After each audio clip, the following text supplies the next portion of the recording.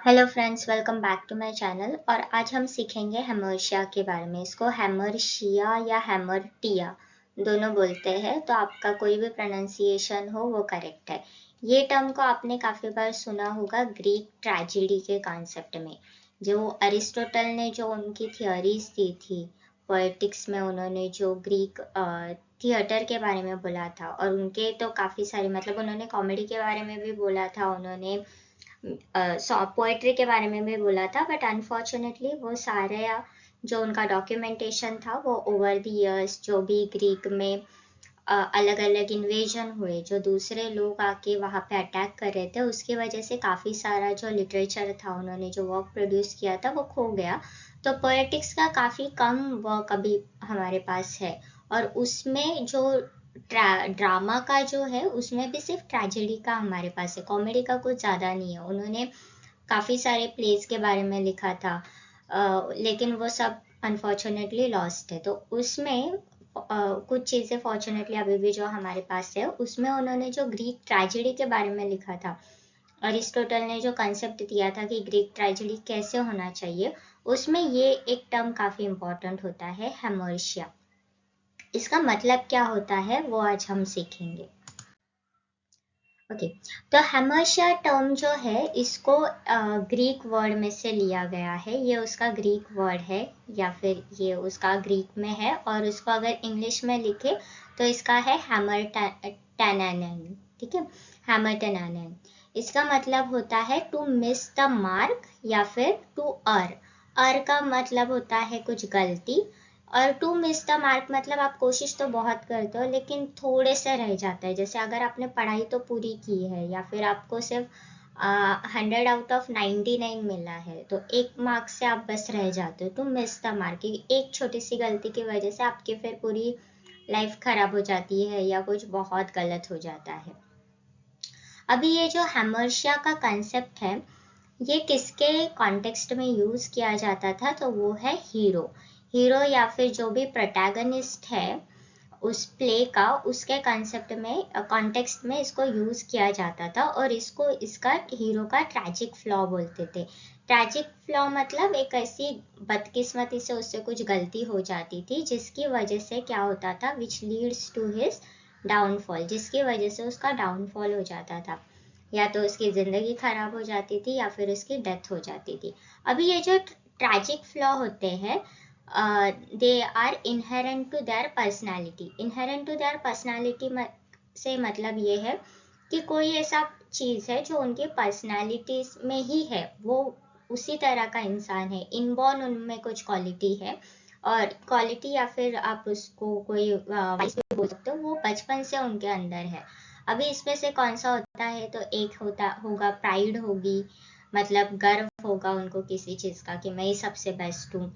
या फिर जेलसी होगी, जेलसी का मतलब है कि आप किसी का अच्छा हो रहा है तो आपको खराब लगता है कि इसका अच्छा हो गया, मेरा नहीं हो गया।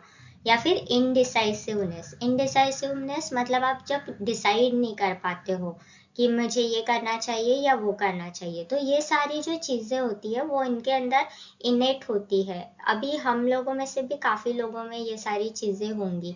हम में से भी कोई बहुत ज़्यादा घमंडी होगा, या कोई जेलस होगा, या कोई डिसीजन नहीं ले पाता होगा। तो ये सारी चीज़ें हर एक इंसान में होती है, लेकिन आप उसकी वजह से अपनी लाइफ कैसे इफ़ेक्ट होने देते हो, उस पर यूजुअली प्लेस को फोकस किया जाता था। जैसे आप माइमेसिस का थियोरी पढ़ो तो आपको समझेगा कि कैसे पोएट जो है या आर्टिस्ट जो है वो लाइफ से ही इमिटेट होके कुछ लिखते हैं।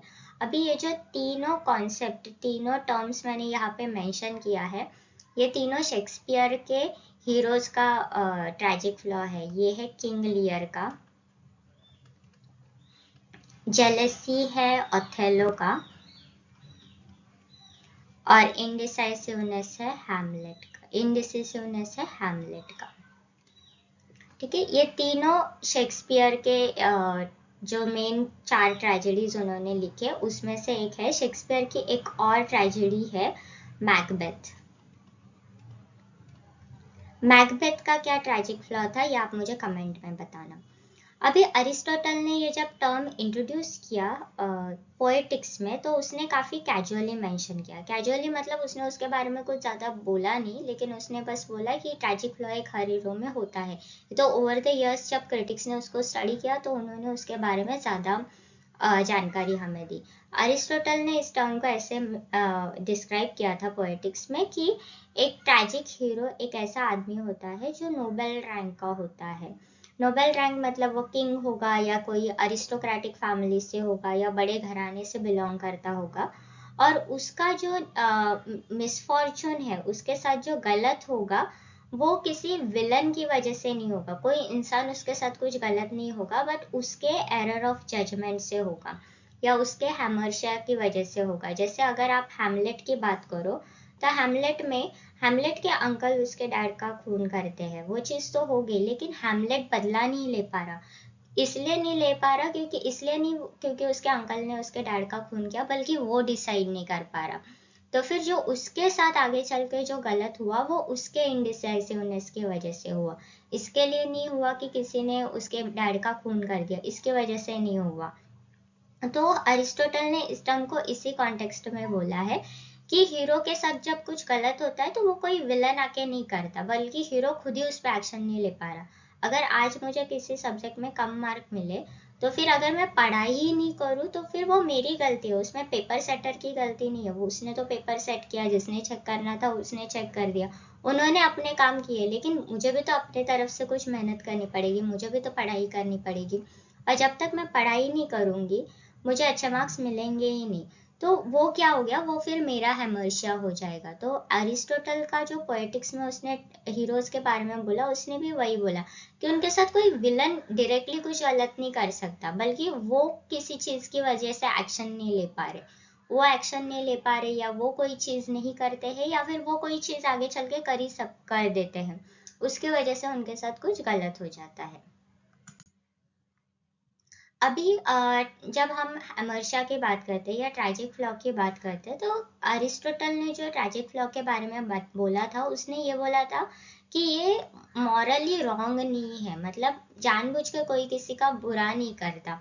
ऑन द कॉन्ट्ररी क्या होता है, ये फ्लॉ एक पॉजिटिव क्वालिटी होती है, जैसे कि किसी पे भरोसा करना, या फिर किसी को अपना सब कुछ दे देना, या फिर किसी को यकीन करके कुछ ये कर देना कि तुम मेरे लिए एक्शन करो या तुम मेरा ये कर दो, तो वो क्या हो जाएगा, वो उसका ट्रैजिक फ्लॉ हो जाएगा। जैसे इनडिसाइसिवनेस की अगर बात करें, तो वो कुछ बहुत बड़ी गलती नहीं है। हम सबको कभी ना कभी कंफ्यूजन होता है, जैसे हम लोग कपड़े लेने जाए तो दो ड्रेस पसंद आ जाते हैं, हम लोग उसके बीच में डिसाइड नहीं कर पाते। हाँ, वो लाइफ एंड डेथ का सिचुएशन नहीं है, इसलिए कुछ इतना लगता नहीं है, बट फिर भी कभी कभी ऐसे लगता है यार दूसरा वाला लेना चाहिए था। तो ये ऐसा जरूरी नहीं है कि ये क्वालिटी मॉरली गलत है, मतलब इसकी वजह से किसी का बुरा नहीं हो रहा। जैसे किसी का खून करना, वो मॉरली रॉन्ग होता है क्योंकि आप किसी का बुरा करते हो, बट अगर मैं खुद का कुछ डिसीजन नहीं ले पा रही, तो उससे किसी का बुरा नहीं होगा, मैं खुद के लिए कोई डिसीजन नहीं ले पा रही। तो वो एक पॉजिटिव, मतलब वो एक न्यूट्रल क्वालिटी आप बोल सकते हो कि उसे ऐसा जरूरी नहीं है कि हर बार किसी का बुरा हो या हर बार किसी का अच्छा ही हो, ऐसा भी कुछ नहीं है। तो ट्रैजिक फ्लॉ जो अरिस्टोटल ने बोला था, उसमें उसने बोला था कि ये जरूरी नहीं है कि वो मॉरली रॉन्ग हो, मतलब उसकी वजह से किसी इंसान के साथ कुछ गलत हो या कोई गलत हो, ये जरूरी नहीं है, और कुछ सही भी हो, ये भी जरूरी नहीं है। बस किसी इंसान के अंदर होता है, हर एक इंसान अलग होता है, तो उनमें वो क्वालिटीज होती है, या फिर वाइस भी होता है, लेकिन वो उनके साथ कैसे बिहेव करते हैं, वो उनके साथ कैसे अपनी जिंदगी जीते हैं, उस पर उनका ये होता है। इसलिए टू मिस द मार्क, कि आप सब कुछ कर रहे हो, लेकिन वो एक चीज की वजह से, वो एक थोड़ी चीज की वजह से आपको सक्सेस नहीं मिल पाता। ग्रीक ट्रेजेडी में हैमर्शिया जो है वो इलूसिव है मतलब छुपा हुआ है। जैसे मैंने बोला ना, डिसीजन नहीं ले पाना या कोई ऐसी चीज, ये सारी चीजें ऐसा जरूरी नहीं कि बहुत बड़ी चीजें हैं, ये छोटी छोटी चीजें हैं।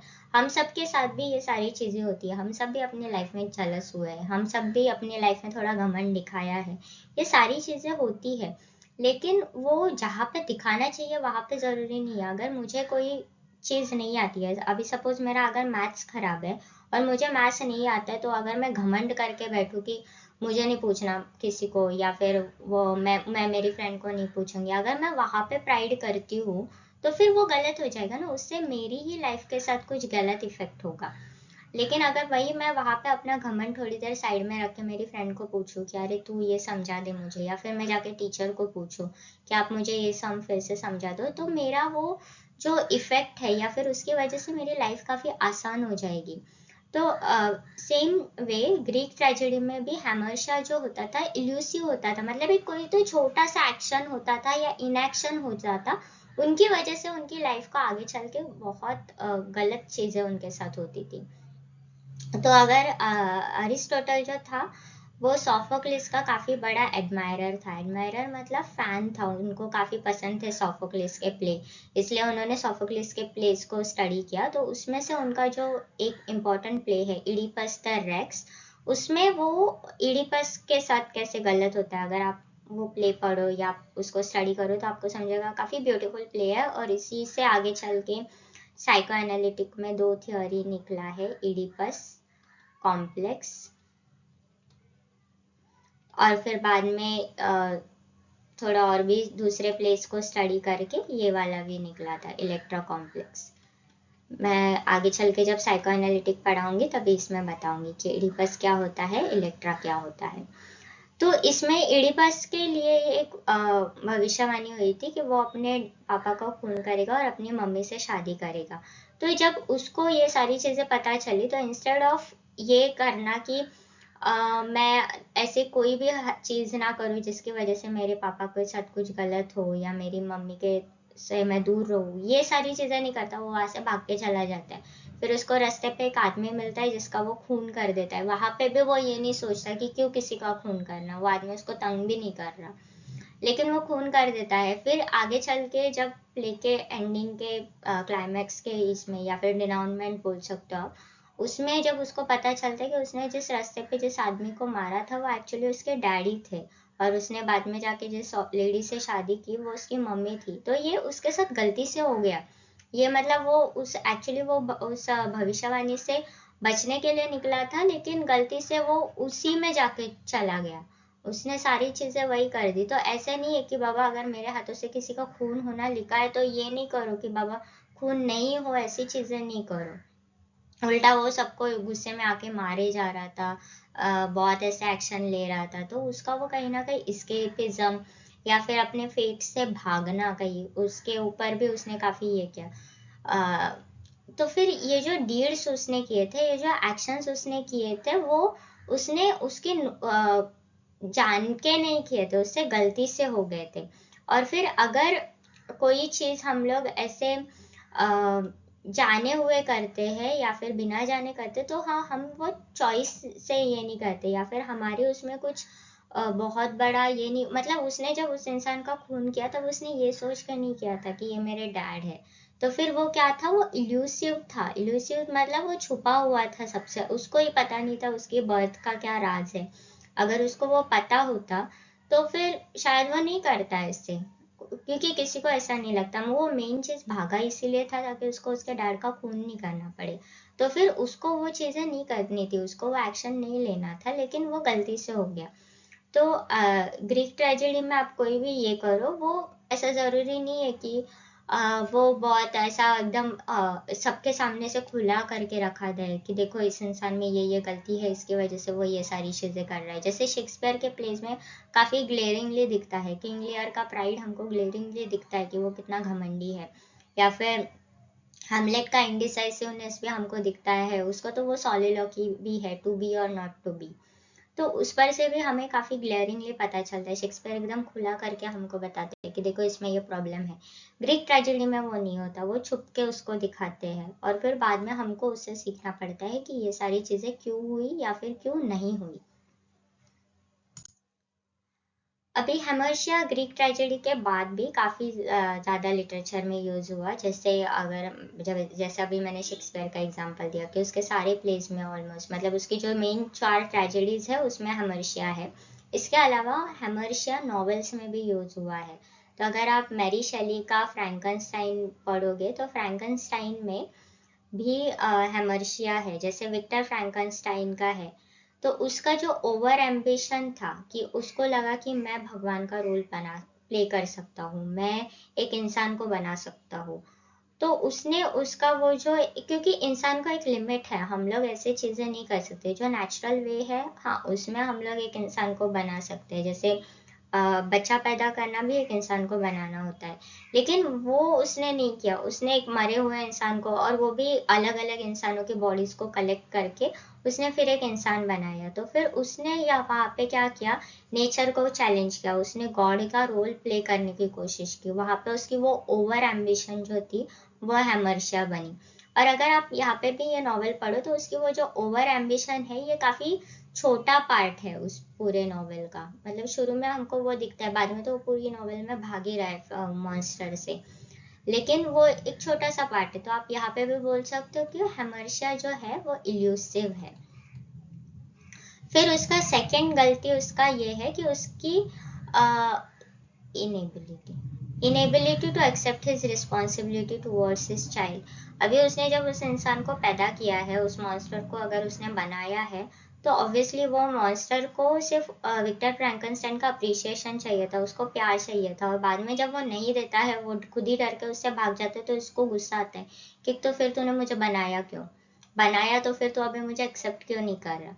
तो उसकी वो जो इनेबिलिटी थी उसके बच्चे की तरफ की, इसको वो एक्सेप्ट नहीं कर रहा, और सिर्फ इसलिए एक्सेप्ट नहीं कर रहा क्योंकि वो गंदा दिखता है या वो मॉन्स्टर्स दिखता है, इसलिए एक्सेप्ट नहीं करना वो गलत है। तो यहाँ पे भी वो उसका हेमर्शिया बन गया। अगर वो उसको एक्सेप्ट करता तो शायद वो उसको अच्छी चीजें सिखा सकता था, लेकिन वो नहीं एक्सेप्ट करता उसको, तो फिर वो मॉन्स्टर को भी गुस्सा आ जाता है कि फिर तूने बनाया है क्यों अगर मुझे एक्सेप्ट नहीं करता ना था तो। क्योंकि जब वो बॉडी जब जमा कर रहा था, कलेक्ट कर रहा था, तो उसको भी पता था कि ये बच्चा गंदा दिख रहा है, इंसान गंदा दिख रहा है, वो मॉन्स्टर गंदा दिख रहा है। तो उसको ये पता होते हुए भी उसने उसकी तरफ बाद में उसको एक तो बनाया और ऊपर से बाद में उसको एक्सेप्ट नहीं किया। तो वो एक हेमर्शिया है। और अभी फिट्जरल्ड की द ग्रेट गैट्सबी, ये अमेरिकन क्लासिक है। इसमें भी हेमर्शिया है। इसमें ये हेमर्शिया की है कि इसमें जो मेन कैरेक्टर है गैट्सबी, उसका जो ऑब्सेशन होता है वेल्थ और स्टेटस को लेके, उसको सिर्फ बड़प्पन दिखाना है, उसको पैसा इसलिए नहीं जमा करना क्योंकि उसको उसकी जिंदगी आराम से निकालनी है, नहीं, उसको लोगों के सामने शो ऑफ करने की, देखो मेरे पास इतने पैसे हैं। उसको लगता है कि अगर वो ऐसी बहुत सारी पार्टीज देगा, एकदम ग्रैंड पार्टीज देगा, इसलिए आप देखोगे वो बार बार नॉवेल में पूरी पार्टीज ही दे रहा है, लोग इन लोगों को इनवाइट कर रहा है, सबको इनवाइट कर रहा है, क्योंकि उसको लगता है कि अगर उसके पास इतना पैसा और वो उतना पैसा दिखाएगा लोगों को तो लोग उसको रिस्पेक्ट करेंगे। और उसको एक ये भी है कि उसको डेजी से प्यार होता है, डेजी नाम की एक लड़की से वो प्यार करता है जिसको पैसा पसंद है। तो वो गैट्सबी उसके लिए भी पैसे का ये करता है कि उसको दिखाने की कोशिश करता है कि देखो मेरे पास इतने पैसे हैं। और उसको ये भी समझ में नहीं आता, बाद में एक्सेप्ट नहीं कर पाता वो इस चीज को कि अभी वो मैरिड है, वो उसकी लाइफ से चली गई, तो instead of living his life well या फिर अपनी जिंदगी से साथ कुछ अच्छा करने से बेटर है वो बेटर वो यही समझता है कि वो बड़ी बड़ी पार्टीज थ्रो करेगा, अपना पैसा दिखाएगा, तो शायद डेजी उसके पास चली जाएगी। तो ये दोनों चीजें कहीं ना कहीं इक्वल हो जाती है, और फिर उसकी वजह से वो अपने लाइफ के साथ सही डिसीजन नहीं ले पाता। वो पैसा जमा तो करता है लेकिन उसमें कोई वैल्यू नहीं जमा करता, वो अपनी जिंदगी अच्छे से नहीं ये करता, उसको पैसे का घमंड हो जाता है। और उसको पता है कि अभी डेजी मैरिड है, वो अपने हस्बैंड के साथ खुश है, अगर नहीं भी होती तो भी मैरिड वुमन के साथ अफेयर करना या वो भी एक तरीके से गलत ही है। और इसको वो जो एक ये चीज हुआ था, उसको लगता था कि even though she is married वो उसके पास चली आएगी, तो उसकी वो जो इनेबिलिटी थी टू एक्सेप्ट द रियलिटी, वो सच्चाई को अपनाना नहीं चाहता था, स्वीकार नहीं करना चाहता था, उसकी वजह से उसके साथ और गलत होने लगा। या वो अगर वो पहले उसको एक्सेप्ट कर लेता कि हाँ बाबा वो नहीं मिलेगी, या फिर अगर मैं पैसा भी जमा कर रहा हूँ तो मैं उसके साथ कुछ वर्थ वाइल करूँ, मैं अपने जिंदगी में कुछ एक ऐसा इंसान ढूंढूं जो एक्चुअली मुझसे प्यार करता है, पैसे से नहीं प्यार करता, अगर वो ये सारी चीजें भी सोचता तो शायद नॉवेल का एंडिंग जो है इसमें वो खुश हो जाता या फिर उसके साथ कुछ अच्छा होता, लेकिन वो नहीं करता है। तो ये भी क्या है, ये उसका हेमर्शिया ही है कि वो नहीं एक्सेप्ट कर रहा उस चीज़ को। अभी इन दोनों नॉवेल्स का अगर हमेशा हम लोग कंपेयर करें तो यहाँ पे हमेशा इलूसिव है, लेकिन यहाँ पे वो बहुत ग्लेरिंग है। हमको क्लियरली पता चलता है कि वो डेज़ी से अंधा प्यार करता है और वो रियलिटी एक्सेप्ट नहीं कर रहा, और ये पैसा और स्टेटस जो वो जमा कर रहा है वो सिर्फ इसको खुश करने के लिए कर रहा है। उसको उसके लिए गैट्सबी को वो खुद नहीं चाहिए पैसा।